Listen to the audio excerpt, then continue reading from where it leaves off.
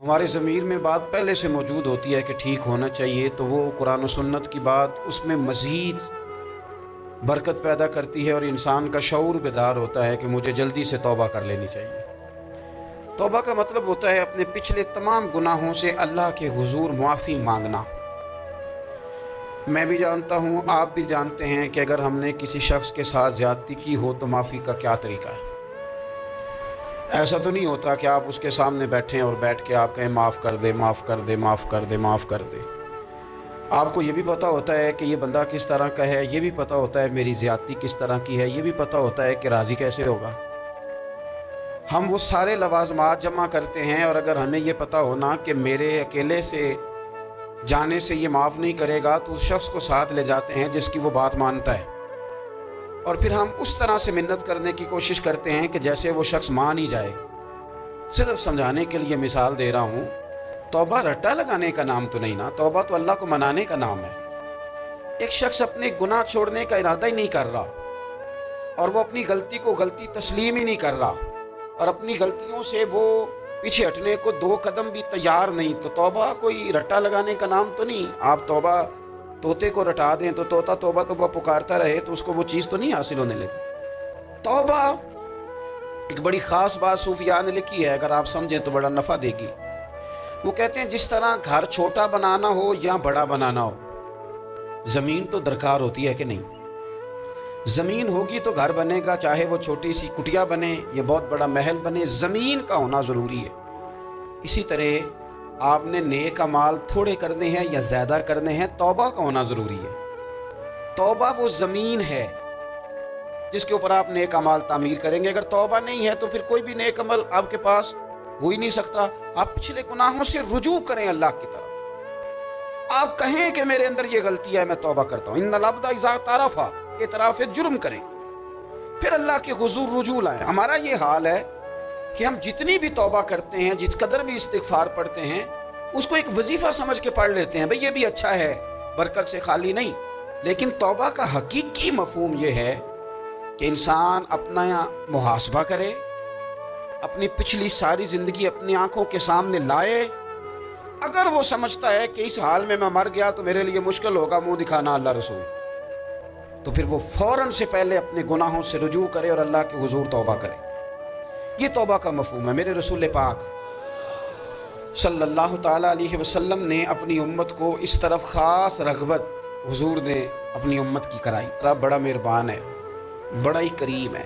وہ تو کسی بندے کی اونٹنی اگر کبھی گم ہو جائے صحرا میں، اور اس طرح گم ہو کہ پیسے بھی اونٹنی پہ ہو، کھانا بھی اونٹنی پہ ہو، کپڑے بھی اونٹنی پہ ہوں، علاقہ بھی صحرا کا ہو، اور اس نے کسی ٹہنی کے ساتھ باندھی ہو، پھر وہ سو جائے، سو کے اٹھے تو اونٹنی غائب ہو۔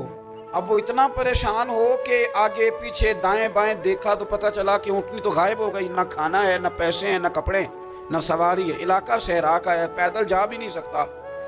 تو فرمایا جس طرح وہ بیٹھ کر موت کا انتظار کرنے لگتا ہے، اور وہ منتظر تھا کہ اب موت ہی آئے گی، اب کوئی اور سہارا نہیں، فرمایا اچانک اگر اونٹنی سامنے آ جائے تو اسے کتنی خوشی ہوگی؟ یا رسول اللہ اسے تو بڑی خوشی ہوگی۔ فرمایا جب رب کا بندہ توبہ کرتا ہے تو اللہ کو اس سے بھی بڑھ کر خوشی ہوتی ہے کہ بندہ توبہ کر گیا، اپنے گھر واپس آ گیا، اس نے بات مان لی۔ ہمارا اصل مسئلہ احساس کا ہے، توبہ کا نہیں۔ جب تک اپنی غلطیوں کا بندہ محاسبہ نہیں کرتا، جب تک احساس پیدا نہیں کرتا، وہ محسوس نہیں کرتا کہ میں غلط ہوں، مجھے ٹھیک ہونا چاہیے، تب تک توبہ کا ہے۔ آپ دیکھیں نا صحابہ کرام کا مزاج کیا، چھوٹی چھوٹی چیزیں ہیں لیکن وہ دوڑ کے آتے ہیں، کہتے ہیں یا رسول اللہ غلطی ہو گئی، اور اپنے آپ کو پیش کرتے ہیں۔ ایک خاتون نے آ کے پیش نہیں کیا کہ یا رسول اللہ میرے پیٹ میں ناجائز بچہ ہے، مجھے پاک کر دیں، کوئی پکڑ کے نہیں لایا، کسی نے آ کے اسے گرفتار نہیں کیا، مقدمہ نہیں کرایا، پرچہ نہیں درج کرایا، 14 دن کے ریمانڈ کے بعد نہیں مانی، خود آئی اور آ کے کہا حضور میرے سے غلطی ہو گئی ہے، مجھے معاف کر دیں۔ تو رسول پاک صلی اللہ تعالیٰ علیہ وسلم نے بچے کی ولادت کے بعد اسے دوبارہ بلایا، کہا بعد میں آنا، وہ آئی، اسے سنسار کیا گیا۔ تو جب کسی شخص نے کہا نا کہ یہ تو بڑی نفس کے ہاتھوں گرفتار عورت تھی اور کتنا بڑا جرم کیا، تو پھر حضور نے پتہ کیا فرمایا؟ فرمایا چپ کر جاؤ، تم نے گناہ دیکھا ہے، تم نے اس کا احساس نہیں دیکھا۔ جب تک احساس گناہ اور احساس زیاں پیدا نہیں ہوتا، اس کی وجہ یہ ہے، امام غزالی رحمۃ اللہ علیہ فرماتے ہیں جو مومن ہوتا ہے نا، مومن وہ دھاگے کے برابر گناہ کرے تو وہ محسوس کرتا ہے کہ پہاڑ کے برابر گناہ ہے میرے اوپر، اور جو منافق ہوتا ہے نا وہ پہاڑ کے برابر گناہ کر کے کہتا ہے یہ تو دھاگے کے برابر ہے، محسوس ہی نہیں کرتا کہ میں نے اتنے اتنے جرم کیے ہیں۔ وہ تسلیم کرنے کو تیار نہیں ہوتا، جب تک تسلیم نہیں کرتا تب تک توبہ کا کوئی معنی سمجھ میں نہیں آتا۔ اور توبہ کریں تو پھر توبہ نہ، اور بھائی جس نے ماننا ہوتا ہے وہ تو اشارے سے بھی مان جاتا ہے، اور جنہوں نے نہیں ماننا نا، میں کئی دفعہ کہتا ہوں یہ میرا جو دور ہے یہ سیانے لوگوں کا دور ہے، سمجھدار زیادہ ہیں، اور سمجھدار بھی اس طرح کے سمجھدار نہیں جس طرح کا معاملہ فہم سمجھدار ہوتا ہے، سمجھدار چالاک قسم کے، اپنے حق میں سمجھدار اور اپنے ذہن کے مطابق فیصلہ کرنے والے لوگ۔ پھر ہم بہت ساری جگہوں پہ ٹامک ٹونیاں کھاتے ہیں، جس نے ماننا ہے اس نے اشارے سے بھی مان جانا ہے، اور جس نے نہیں ماننا اس نے کہنا ہے مجھے 24 سال ہو گئے فلانی جگہ جمعہ پڑھتے اور میں ماننے کو تیار نہیں ہوا۔ نہیں نہ ماننا تو مجھے 20 سال ہو گئے فلانی جگہ جاتے آتے، بس نہیں ماننا تو پھر مزاج نہیں ہوتا۔ جس نے ماننا ہے، حضرت فضیل بن عیاض رحمۃ اللہ علیہ ڈاکو تھے، اور نرے ڈاکو نہیں تھے، ڈاکوؤں کے سردار تھے۔ تو ارشاد فرماتے ہیں کہ میرا طریقہ یہ تھا کہ میں ایک پورے قافلے کی صورت میں حملہ کرتا تھا تو لوگ ڈرا کرتے تھے اگر کہ فضیل بن عیاض کے ڈاکوؤں نے حملہ کیا تو پھر نہیں بچتے۔ ایک دن گزر رہا تھا تو ایک قاری صاحب آیت پڑھ رہے تھے، لا تقنطوا من رحمت اللہ، اللہ کی رحمت سے کبھی نا امید نہ ہونا، ان اللہ یغفر الذنوب جمیعا، بے شک وہ سارے ہی گناہ معاف کر دے گا۔ آپ فرماتے ہیں میرے دل میں بات اثر کر گئی، ماننا ہے نا۔ جس نے نہیں ماننا اس نے 6666 آیتوں کا ترجمہ پڑھ کے بھی توجہ نہیں کر دی۔ آپ ارادہ کریں نا، آپ اپنے دل کی زمین کو زرخیز بنائیں۔ فرماتے ہیں میں فوراً وہ آیت سنی تو میں رویا، اور میں حافظ صاحب کے پاس چلا گیا، ان سے اجازت لی، ان کے کمرے میں داخل ہوا۔ میں نے کہا آپ نے ابھی آیت پڑھی ہے کہ اللہ سارے گناہ معاف کر دے گا؟ تو جس بندے نے کئی سال ڈاکے ڈالے ہوں، بیٹیاں روتی رہتی ہوں پر وہ مال لے کے آ گیا ہو، مائیں واسطے دیتی رہتی ہوں پر وہ لوٹ کے نکل آیا ہو، اب جی اگر وہ بندہ بھی سچے دل سے توبہ کرے تو اللہ معاف کر دیتا ہے۔ تو آفا جی کہنے لگے میں کون ہوتا ہوں تمہیں کوئی تفسیر بتانے والا، میں نے تو قرآن کی آیت پڑھی ہے، میرا رب کہتا ہے لا تقنطوا من رحمت اللہ، تم نے مایوس نہیں ہونا، تم آ جانا، معافی مانگ لینا، ان اللہ یغفر الذنوب جمیعا، اللہ سارے گناہ معاف فرما دے گا، اللہ سارے گناہ۔ تو یہ تو اللہ فرما رہا ہے۔ فضیل بن عیاض کہتے ہیں میں نے کہا ختم ہو گئی بات، توبہ بھائی۔ واپس آیا تو وہ میرے ساتھ جو تھے نا ان سے میں نے کہا سردار نیا تلاش کر لو بھائی۔ اب ارادے بدل گئے، پروگرام کچھ اور ہو گیا، اب تو لوگ ہمیں تانے دیں گے، اب تو لوگ باتیں کریں گے کہ اوتھے کی لین جانا ہے۔ فضیل بن عیاض کہنے لگے بس بھائی توبہ کرنی، اب تم کوئی اور سردار تلاش کر لو۔ اور اوپر سے نہیں کہا، توبہ کی تقریریں نہیں کی، دوسروں کو میسج نہیں بھیجے، اور لیکچر نہیں جھاڑے، رو کے کہا، درد سے کہا، دل سے کہا۔ تو وہ جو باقی کے تھے نا ان پر سردار کی بات کا اثر ہوا، کہنے لگے سردار ہم نے سردار نیا نہیں ڈھونڈنا، اگر چوریاں مل کے کی ہیں تو اب تو اس طرح تو نہ کر، توبہ بھی مل کے ہی کریں گے، اب اللہ بھی مل کے ہی کریں گے، بس تو اگر ادھر جائے گا تو ہم بھی تو جائیں گے نا۔ اللہ اکبر۔ فضیل بن عیاض کہتے ہیں ظاہر ہے مال لوٹا کرتے تھے، میں نے مسئلہ پوچھا علماء سے تو انہوں نے بتایا کہ یہ تو حقوق العباد کا مسئلہ ہے، جو لوٹا ہے وہ تو واپس کرنا ہی پڑے گا۔ اب میں نے وہ پیسے جمع کیے، سارے تو میرے پاس تھے نہیں، جتنے میں دے سکتا تھا دیے، جو کھا چکا تھا وہ رہ گئے، ایک یہودی کے پیسے رہ گئے، اس کے گھر چلا گیا، میں نے جا کے اسے کہا میاں میں نے کر لیا توبہ، اور میں وہ فضیل بن عیاض ڈاکو ہوں جس کے تیرے گھر سے اتنا مال لوٹا تھا، میرے پاس پیسے کوئی نہیں، پیسے لگ گئے، اب تو اس طرح کر مجھے معاف کر دے۔ وہ کہنے لگا نا جناب، یہ بھی کبھی کبھی ہوتا ہے، لوگ نا شرافت کو بزدلی سمجھ لیتے ہیں۔ فضیل بن عیاض سے کہنے لگا میں تو پیسے لوں گا، ایسے تو نہیں معاف کرتا۔ آپ فرمانے لگے پیسے تو کوئی نہیں، یہ سچی توبہ ہے۔ وہ کہنے لگا پھر اس طرح کرو میری اونٹوں کو چارہ ڈالو، پیسے پورے ہوئے تو چلے جانا۔ کل ڈاکو تھے، ابھی وہ تلوار چلانی آتی ہے، نیزہ چلانا آتا ہے، ڈٹنا آتا ہے، اعصاب مضبوط ہیں، مسئلہ کوئی نہیں، لیکن توبہ سچی کی ہے نا، یہ سچی توبہ والے لوگوں کا طریقہ ہے۔ اس سے کہہ سکتے تھے کہ جا جتھو لب دینی لے لے، مجھے کہا معاف کر دے، تو تیار ہی نہیں ماننے کو۔ حضرت فضیل بن عیاض کہنے لگے اگر اونٹوں کو چارہ ڈالنے سے تو معافی دیتا ہے نا تو میں تیرے اونٹوں کو چارہ ڈالنے کو بھی تیار ہوں، کیونکہ راضی اللہ کو کرنا ہے، اپنے ضمیر سے بوجھ اتارنا ہے، بندوں کے سامنے سرخرو نہیں ہونا، اللہ کے حضور ہونا ہے۔ توبہ کا مطلب ہے رب کی بارگاہ میں سرخرو ہونا، بندوں کے سامنے نہیں۔ حضرت فضیل بن عیاض کہنے لگے ڈالیں گے تیرے اونٹوں کو چارہ، کیوں نہیں ڈالنا؟ 2-4 دن چارہ ڈالا تو وہ یہودی ایک دن کہنے لگا کہ یہ نا ٹھیکریوں سے بڑی ہوئی تھیلی ہے، یہ تو ذرا اٹھا کے لا۔ حضرت فضیل بن عیاض نے اٹھا کے اسے دی، جب اس نے کھولی تو اشرفیوں کی بھری ہوئی تھی۔ تو آپ فرمانے لگے تو کہہ رہا تھا ٹھیکریاں اٹھا کے لا۔ کہنے لگا میں تورات بڑی پڑھتا ہوں، عالم ہوں، میں نے تورات میں پڑھا تھا کہ مسلمان جب سچی توبہ کر لیں گے نا تو رب ٹھیکریوں کو بھی سونا بنا دیا کرے گا، پھر یہ مٹی کے ڈھیلے اشرفیاں بنا کریں گے۔ تو میں نا تیری توبہ چیک کر رہا تھا، یہ اس میں نے روڑے بڑے ہوئے تھے، لیکن تو اٹھا کے لایا تو تیری توبہ بھی سچی ہے اور تمہارا دین بھی سچا ہے۔ اب اس طرح کر، معافی اس شرط پہ دوں گا کہ مجھے کلمہ پڑھا تاکہ میں بھی مسلمان ہوں۔ توبہ کے معاملے میں احساس، اور میں نے کہا کہ جس نے اشارہ لینا ہے اشارہ، ایک زازان نام کا نا گویہ تھا، آواز بڑی سریلی تھی، شراب خانے میں جب محفلیں سجتی تھی تو معاذ اللہ وہ گانے گایا کرتا تھا، سریلی آواز تھی۔ حضرت عبداللہ ابن مسعود حضور کے صحابی، حضور نے فرمایا عبداللہ ابن مسعود اسی طرح قرآن پڑھتے ہیں جس طرح میرے اوپر نازل ہوا تھا۔ حضرت عبداللہ ابن مسعود نا چھوٹا قد اور پتلی پتلی ٹانگیں تھی حضرت عبداللہ ابن مسعود۔ ایک دن درخت پہ چڑھے ہوئے تھے تو کچھ لوگوں نے نا، بچے کرتے ہیں نا مذاق، معاذ اللہ کچھ نے کہا کتنی پتلی ٹانگیں۔ اللہ کے محبوب علیہ السلام نے فرمایا قیامت کے دن عبداللہ ابن مسعود کی ٹانگوں کا وزن احد پہاڑ سے بھی زیادہ ہوگا۔ زبردست صحابی ہیں، اور حضور نے فرمایا میں نے جس کو گورنر بنایا، کسی جگہ امیر بنایا، مشورہ کر کے بنایا، اگر میں کسی کو بغیر مشورے کے امیر بناتا تو عبداللہ ابن مسعود کو بناتا۔ حضرت عبداللہ ابن مسعود گزر رہے تھے تو وہ جو زازان نام کا گویہ تھا وہ گانے گا رہا تھا۔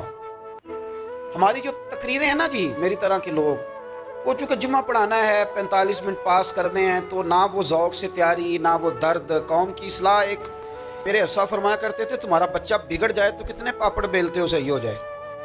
یکدم خدا نہ خواستہ خاکم بدہن کروڑ دفعہ اللہ معاف کرے، کسی باپ کو رات کو خبر مل جائے کہ تیرا بیٹا نشہ کرتا ہے، سوئے گا رات کو؟ روئے گا کہ نہیں مصلی بچھا؟ لیکن یہ صرف اپنے بیٹے کے بارے میں ہے، کاش قوم کے ہر بیٹے کے بارے میں ہمارا یہی ذہن بن جائے کہ یار یہ کیوں بگڑ گیا ہے۔ اور اس درد سے جب ہم اصلاح کریں گے، تقریر کریں گے، پھر آپ محسوس کریں گے کہ اللہ اس میں اثر بھی پیدا کرے اور اس میں تاثیر آتی۔ حضرت عبداللہ ابن مسعود گزرے تو اب درد تھا نا دل کے اندر، اور اگر کسی نے توبہ کرنی ہے تو ایک جملے سے بھی کر لینی۔ آپ گزرے، سریلی آواز کانوں میں آئی، کھڑے ہو کے کہنے لگے کون ہے؟ کہ جناب زازان نام کا گویہ ہے۔ مصطفیٰ کریم کے شانوں والے غلام کی زبان سے لفظ نکلے، کتنی سونی آواز ہے، کاش یہ قرآن پاک کی تلاوت کرتا۔ اللہ اکبر، کاش کوئی ایسا ہو تو صحیح جو ہمیں کہے کہ کاش یار تو قرآن پڑھتا، کتنی سونی آواز ہے، کاش تو نعت پڑھتا۔ کوئی کہے تو صحیح، کوئی کہتا ہی نہیں، کوئی کہتا ہی نہیں کتنا سونا چہرہ ہے، کاش اس پہ داڑھی ہوتی، کوئی کہتا ہی نہیں میری ملت کے جوانوں۔ سینکڑوں لوگ ہیں، ایک بچہ مجھے ایک دفعہ ملا لاہور میں تو میرے گلے رکھ کے اس طرح رویا جس طرح کو بچھڑا ہوا روتا ہے۔ انہیں لگا پیر صاحب مر جان لگ گیا، کوئی ساڑی اصلاح ہی نہیں کرتا، کھب گئے گناہ وائج، کوئی باں ہی نہیں پھڑتا، کوئی ملے تو صحیح جو ہمارے دکھوں کا مداوع کرے، کوئی نہیں، اپنی اپنی نفسا نفسی، کوئی بات بتانے والا ہی نہیں۔ میں اکثر دوستوں سے کہتا ہوں کہ بڑے شوق سے سن رہا تھا زمانہ تو ہم ہی سو گئے، داستان کہتے کہتے لوگوں کا دل کرتا ہے کہ ان کی اصلاح ہو جائے، پر کوئی درد والا ہو، کوئی ایسی بات ہو تو تب ہے نا جی، آئے ہائے۔ حضرت عبداللہ ابن مسعود کہنے لگے کاش یہ قرآن پاک پڑھتا، یہ کہہ کے چلے گئے۔ باہر وہ نکلا نا، جب سارے لوگ باہر نکلے اس معاذ اللہ بری مجلس سے، تو چیم گوئیاں ہو رہی تھیں کہ آج تو یہاں حضرت عبداللہ ابن مسعود بھی آئے تھے۔ تو زازان سے کسی نے کہا کہ آج نا حضرت عبداللہ ابن مسعود نے تیری آواز سنی، تیری آواز، تو وہ کہہ رہے تھے کاش اتنی سونی آواز سے قرآن پڑھتا تو مزہ آتا، کاش۔ وہ کہنے لگا نبی پاک کے صحابی نے میرا نام لیا ہے، گویہ ہو کے میرا ذکر کیا ہے، حضرت عبداللہ ابن مسعود نے میرا نام لے کے کہا کہ کاش میں قرآن پڑھتا، اور میرے لیے کہا مصطفیٰ کے صحابی نے، حضور سے قرآن سیکھنے والے کی خواہش ہے کہ میں قرآن پڑھوں۔ دوڑے گئے، ادھر ملیں گے عبداللہ ابن مسعود، فلاں فلاں جگہ غسل کیا، وضو کیا، پیروں میں لگ گئے جا کے، کہنے لگے سونیا جس کے قرآن پڑھنے کی تعریف مدینے والے کریں وہ میرے بارے میں کہے کہ مجھے قرآن پڑھنا چاہیے تھا، آج سے میں نے ٹھوکر ماری سارے گانوں کو، سکھاؤ مجھے قرآن، میں قرآن ہی پڑھا کروں، میں قرآن پڑھوں گا، میں پڑھ پڑھ کے سناؤں گا، لوگ میری زبان سے اللہ کے کلام کی تلاوت سنا کریں گے۔ کوئی بیٹھا ہوا مجھے دور دعا دیتا ہے، میں ڈوبتا ہوں سمندر اچھال دیتا ہے، کوئی تو ہو نا جو کہے، کوئی تو ہو۔ فرمانے لگے بس ہو گئی حضور، آپ دیکھیں گے میں قرآن ہی پڑھوں گا، میری زبان سے اب اللہ کی کتاب کی تلاوت ہی ہو گئی، طے ہو گئی بات۔ تو کسی نے نصیحت لینی ہے توبہ کے لیے تو ایک جملہ بھی کافی ہے، ایک جملہ بھی۔ اور میں نے کہا کہ اگر صرف تقریریں سننی ہیں، واعظ ہی سننے اور ساری زندگی اسی پہ لگانی ہے کہ آج بڑا جملہ کا، آج بڑا مزہ آیا، آج فلانی بات ہو پہلی دفعہ سنی، کچھ قرضے دے کے جان چھوٹے گی، اس کے بغیر جان نہیں چھوٹتی۔ اپنی قضا نمازوں کا حساب لگائیں اور ان کو صحیح کر کے ادا کریں۔ ایک مسئلے میں بڑی دیر سے دوستوں کو اشارے کنایتاً باتیں کہہ رہا ہوں، پھر کہتا ہوں، میں نے شب برات کو تفصیل سے یہ بات کی تھی، پھر کرتا ہوں، اپنے معاملات کو صاف کریں۔ لینے دینے کے مسائل میں اپنے آپ کو میں منت کے ساتھ بات کرنے لگا ہوں اپنے دوستوں سے، خدا را کبھی بھی بڑے سے بڑا کام کرنا یا چھوٹے سے چھوٹا کرنا، اس میں سود کا کوئی نقطہ نہ آنے دینا، آپ کا دل سخت کر دے گا، آپ کے آنسو لے جائے گا، کچھ نہیں بچے گا۔ اس طرح پیشاب کا ایک قطرہ کئی من دودھ کو تباہ کر دیتا ہے، یہ سود آپ کے اصل مال خدا را، یہ میری منت ہے، میری گزارش ہے۔ میں ان دوستوں کو جانتا ہوں، مجھے لگتا تھا کہ یہ ولایت کا رستہ طے کریں گے، لیکن چلے کچھ جگہ مجبوریاں ہوتی ہیں، کچھ معاملات ہوتے ہیں، لیکن کوئی ایک آدھ نقطہ ایسا آتا ہے بیچ میں، وہ لے جاتا ہے ساری چیزیں۔ نبی پاک علیہ الصلوۃ والسلام نے فرمایا بندہ بڑا سفر کر کے آتا ہے، بکھرے بال، بری حالت، رو کے دعائیں مانگتا ہے، یا اللہ یا اللہ یا اللہ کہتا ہے، اور اللہ اس کی دعا قبول نہیں کرتا۔ سونیا آپ کہہ رہے ہیں رحمت للعالمین ہو کے کہ رب قبول نہیں کرتا۔ حضور نے فرمایا اس نے پہنا بھی حرام پیسوں کا، کھایا بھی حرام پیسوں کا، پیا بھی حرام پیسوں کا، جتنی مرضی مانگے، پھر مالک اس کی دعاؤں کو مستجاب۔ ہمارا ایک تو ہے اپنا عمل، ایک ہے توبہ، ایک بات کی اعمال۔ ہم نے ایک آخری بات یہ آپ سے کرنی ہے کہ ہمارے ذمے جس طرح ہمارے بچوں کی ڈیوٹی ہے نا، بیوی کا نان نفقہ خامند کے ذمے ہوتا ہے، ماں باپ بوڑھے ہوں تو ان کی ڈیوٹی اولاد کے ذمے، اسی طرح قیامت تک نبی کوئی نہیں آئے گا، دین کی جو ڈیوٹی ہے وہ نبی پاک کی امت نے ادا کر دی۔ اور اللہ کیا فرماتے ہیں قرآن مجید کی سورہ محمد صلی اللہ تعالی علیہ وسلم، اللہ فرماتے ہیں یا ایھا الذین آمنوا ان تنصروا اللہ ینصرکم، اے ایمان والو اگر تم اللہ کے دین کی مدد کرو گے تو اللہ تمہاری مدد کرے گا، وَيُثَبِّتْ أَقْدَامَكُمْ، اور اللہ تمہارے قدموں کو جما دے گا، یعنی تمہیں مضبوط کر دے گا، تم مضبوط سے مضبوط ہوتے جاؤ گے۔ شرط کیا ہے؟ ان تنصروا اللہ، اگر تم اللہ کے دین کی مدد کرو۔ اپنے مزاجوں میں نا اللہ کے دین کی مدد کا ذوق پیدا کریں۔ وَالَّذِي أَرْسَلَ رَسُولَهُ بِالْهُدَىٰ وَدِينِ الْحَقِّ لِيُظْهِرَهُ عَلَى الدِّينِ كُلِّهِ، میں پوری دنیا کے مسلمان حکمرانوں کو یہ بتانا چاہتا ہوں کہ یہ جو میرے نبی پاک کا دین ہے نا، یہ دبنے نہیں آیا، یہ غالب ہونے کے لیے آیا ہے، اور اسلام کی فطرت میں قدرت نے لچک دی ہے، اتنا ہی یہ ابھرے گا جتنا کہ دبا دو گے۔ کیا سمجھتے ہیں اسرائیل کے گنڈے کہ وہ مسجد اقصیٰ میں نمازیوں کو تنگ کر کے تو وہ کہیں گے کہ ہمیں پوچھنے والا کوئی نہیں؟ اسلام کی فطرت میں قدرت نے لچک دی ہے، اتنا ہی یہ ابھرے گا جتنا کہ دبا دو گے۔ پانچ نہ سمجھا جائے اس امت کو، بس یہ جو مسلمان حکمران ہیں یہ اتنی بات سمجھ لیں کہ تم جب ان یہودیوں سے، کافروں سے معاہدے کرتے ہو تو تمہیں تو کچھ خیال نہیں آتا، تم تو صرف دنیا داری دیکھ کے چلتے ہو۔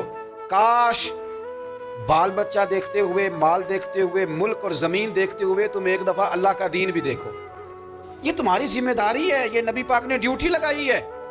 اپنا اپنا کردار ہمیشہ دین کے لیے پیش کریں، اپنا اپنا کردار، وہ ضروری نہیں کہ چندے کی صورت میں ہی ہو۔ آپ کسی بے نمازی کو نماز کا مشورہ دیں، آپ نے دین کی خدمت کی۔ آپ نے ماں باپ کے نافرمان کو فرما برداری کا مشورہ دیا تو آپ نے دین کی خدمت کی۔ اگر آپ نے کسی بندے کو کہا یار تیرا قرآن پاک ٹھیک نہیں، چل قاری صاحب کے پاس، تیرا تلفظ ٹھیک ہونا چاہیے، کو آدھا گھنٹہ نکال کے سیکھ لے، یہ لفظ کہنے سے ہی آپ نے دین کی خدمت۔ جو لوگ فقط دنیا داری کا لالچ پیدا کر لیتے ہیں نا، وہ بھی ناکام ہو جاتے ہیں۔ مطلب دین بھی پڑھا تو کس لیے کہ میں مشہور ہو جاؤں، دین بھی پڑھا تو کس لیے کہ 4 پیسے کما لوں، دین بھی پڑھا اور عبادت بھی شروع کی تو اس لیے کہ میری روزی میں برکت ہو جائے۔ آپ کا جب لیول یہ ہو جاتا ہے کہ فقط دنیا چاہیے، صرف پیسہ چاہیے، صرف مال چاہیے، انسان بڑا محدود ہو جاتا ہے۔ چونکہ دنیا ساری بھی مل جائے تو قلیل ہے، تو فقط دنیا کے تھوڑے سے لالچ میں جو لوگ الجھ جاتے ہیں ان کا ذہن چھوٹا ہو جاتا ہے، اور چھوٹے ذہن والے لوگوں کو کامیابیاں ملا کرتی۔ قرآن مجید ہے نا اللہ کا، کبھی اس آیت کا آپ حسن ملاحظہ کریں نا تو روح تک ٹھنڈ جاتی ہے قرآن پاک کی۔ فرمایا من کانا یرید ثواب الدنیا، کچھ لوگ صرف دنیا کا اجر چاہتے ہیں، فعند اللہ ثواب الدنیا والآخرہ، حالانکہ اللہ کے پاس دنیا کا اجر بھی ہے اور آخرت کا اجر بھی ہے۔ اللہ سے دنیا ربنا آتنا فی الدنیا حسنہ وفی الآخرۃ حسنہ، رب سے دنیا بھی حسین مانگو اور آخرت بھی حسین مانگو۔ لیکن تم صرف دنیا چاہتے ہو، صرف دنیا چاہیے، صرف مال چاہیے، صرف اقتدار چاہیے۔ ایک بزرگ تھے حضرت کرما والا شریف والے، بڑے حضرت صاحب، وہ فرمایا کرتے سن بیلیو اور رب کو لو آخرت مانگو، دنیا تے اللہ چونگے جو بھی دے چھڑتا ہے، اور مجھے ذرا کہہ لینے دو سرور کے ساتھ، کہہ لینے دو اللہ سے جنت میں رسول اللہ کا پڑوس مانگو، دنیا تو اللہ حسنین کے قدموں کے صدقے ہی عطا کر دیا کرتا ہے۔ یہ تو حضور کی اولاد کا صدقہ بٹتی پھرتی ہے دنیا میں، تو بٹ رہا ہے حضور کی اولاد کا صدقہ، یہ تو ہماری اولادوں کو ملنا ہی ملنا ہے انشاءاللہ تعالی، تو کرم ہے۔ وہ کہا تھا سرکار نے ربیہ بن کعب سے کچھ مانگ لے، عرض کی سونیا جنت میں وہ والا مکان چاہیے جس کے پڑوسی محمد عربی ہو صلی اللہ تعالی علیہ وسلم، یعنی میرا دل کرتا ہے کہ حضور جنت بھی ہو اور ساتھ ساتھ ذرا نہ زیارت بھی ہو۔ شاید اسی لیے درویش نے کہا تھا او جنت میرے کیس کاری جتنے یار نظر نہ آوے، اس کو مزہ نہیں نہ آئے گا، اگر تو ہوگا تو پھر ہے منکر جد دل دے اندر،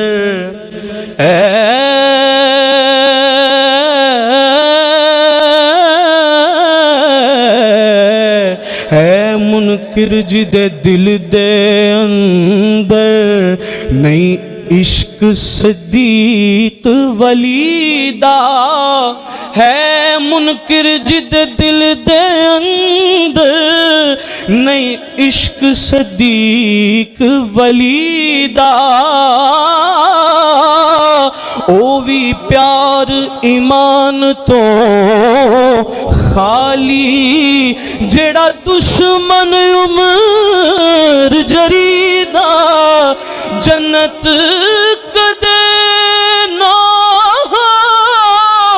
جاسی جسنو، نہیں پیار عثمان غنی دا، آزم او بھی وڈا کافر، جڑا نہیں حبدار علی دا،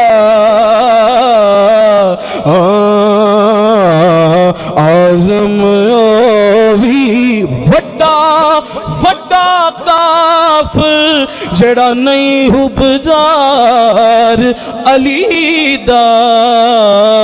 کیا بتائے گا کوئی رفت بام صدیق، کیا بتائے گا کوئی رفت بام صدیق، میرے ادراک سے بالا ہے مقام صدیق، کسی نہ اہل پہ کھلتا نہیں کونین کا راز، کسی نہ اہل پہ کھلتا نہیں کونین کا راز، اور کسی کم ظرف کو ملتا نہیں جام صدیق، کسی کم ظرف کو ملتا نہیں جام صدیق۔ ہوا اپنے چلن پر ناز نہ کرتی اعظم، دیکھ لیتی اگر انداز خرا میں صدیق، چارے یار نبی دے پیارے، سارے یار